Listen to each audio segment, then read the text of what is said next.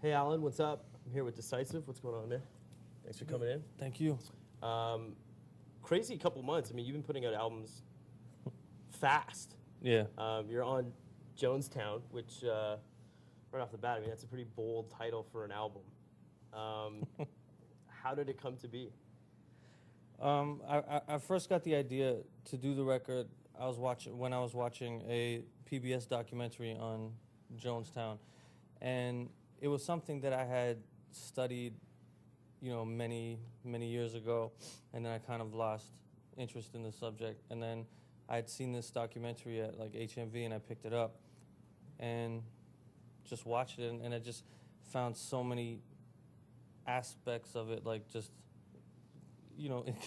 incredible. It was just like so insane, and there were a few things without sounding kind of creepy that I had related to in a sense. So I just thought, okay, this could be an interesting title for a record, and then I just kind of began from there.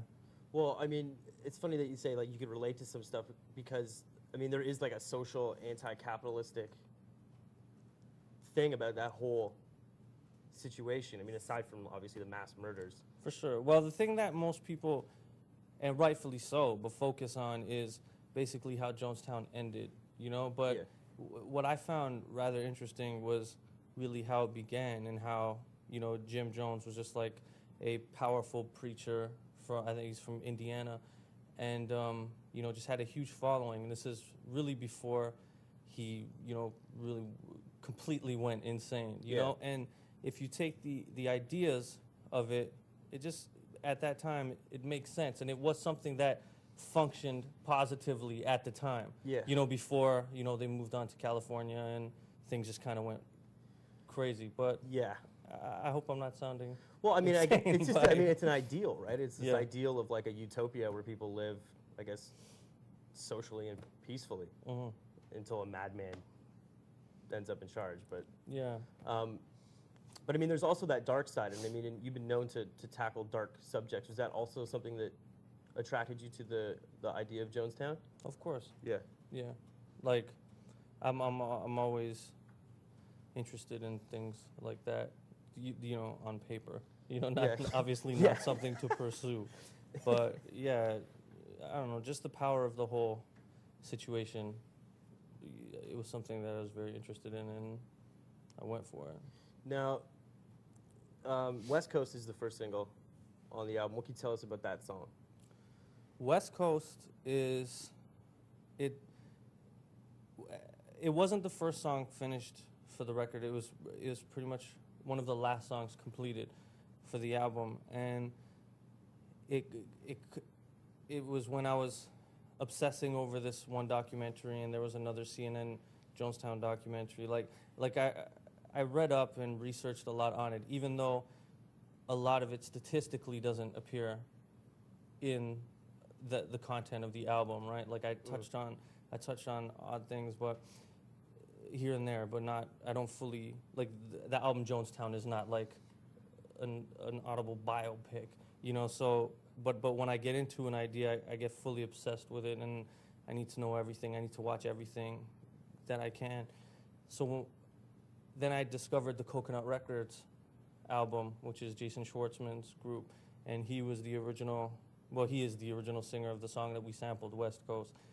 And I was just driving in my car, and I was just like, and if you listen to the original song, it's really ballady, right? So I was like, this could be something. If it was just spruced up, it could be something interesting, and it worked for me. Like, if when you listen to the song without knowing anything about Jonestown, the Jonestown, it just sounds like a feel good. Trying to make it, packing up and going to Hollywood, when really, and I'm not trying to kill the way anybody feels about the song, but it's not really like that. It's basically it's based on when Jim Jones and his followers packed up and headed out to like San Francisco. So that is the true idea of Jonestown, of West Coast, which is something that I find hilarious, because now it's become one of like the bigger songs in my shows and people, it becomes just a big happy moment, and it's kind of more creepier for me, you know, to see the crowds singing along and just Partridge Family, you know, to this weird song, and it's just, but it's catching on. And well, it's interesting that, I mean, it does have a very feel-good, like, off to the West Coast for sure vibe to it, but, I mean, the whole album is sort of like that. Yeah. Tell me about, like, another song that really stood out on the album was Believe. Is that a sample of the Death tape at the beginning? At the beginning, yeah. We intended on using a lot of it. When a friend of mine had emailed me the 45-minute version, and we wanted to have samples of it running through the entire album. When I sat down to listen to it, I was just like, okay. Like, even for me, this is a little too much. I haven't heard it, but I mean, I I've read about crazy. it, and it's like a 45-minute tape. It's horrible. And it's like, I guess before he's telling people to commit suicide. Yeah, pretty much. And and where did for you get everyone that? out there, I don't want everyone to think that I condone this. Suicide. But yeah, or so mass it's like suicide. yeah, we don't. No. Yeah. Us, we don't. No, we don't.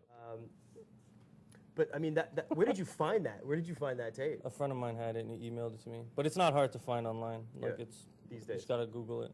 One of the things I love about the album too is like you get a sense of that you are really a fan of music because there's so many different, like you reference tons of different artists. I mean, from across the board. Yeah.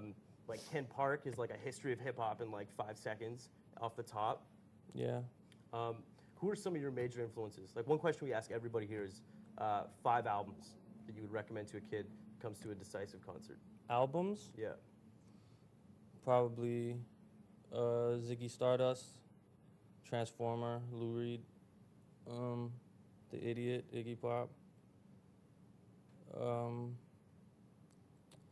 The songs in A&E, Spiritualized, and probably Ready to Die, Notorious B.I.G. Great album. So hip-hop. Yeah. Hip-hop. Great hip-hop selections. Yeah. How did you start rapping? You know, I mean, you're from Toronto. How did it all start for you? I was more, when I first started, I was more interested in battle rapping, you know, just battling and freestyling. I started when I was 15, 16, and it was just something that sparked between me and a few guys at school.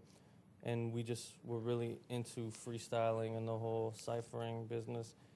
And at that time, I really had no interest in writing songs.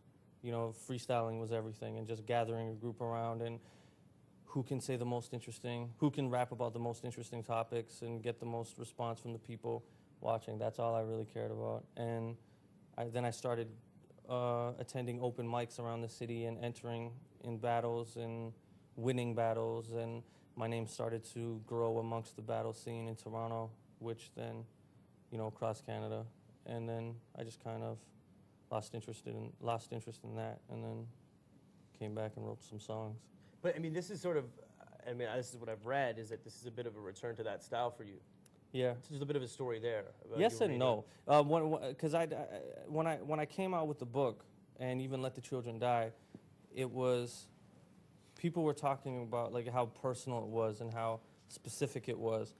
And I think it was more so maybe an ego thing to myself, but I didn't want people to forget that I can still actually rap, you know, because there's a lot of other, not to name names, but there's a lot of more artsier, personal MCs out there, you know, that are good at telling stories but are hideous rappers. So I wanted to be able to remind people that I can still do that, and I don't want to be that guy.